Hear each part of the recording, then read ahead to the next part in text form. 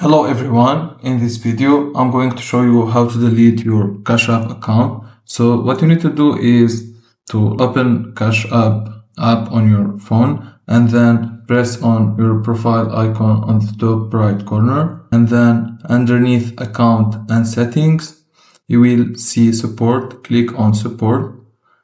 After clicking on support, you want to type in the search bar close.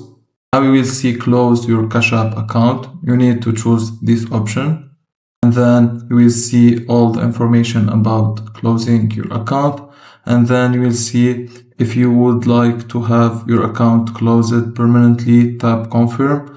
When you press on confirm, the app might ask you for extra verification like password or something like this, and then your account will be closed permanently, and that's it. If you find this video helpful, don't forget to like and subscribe, and thank you for watching.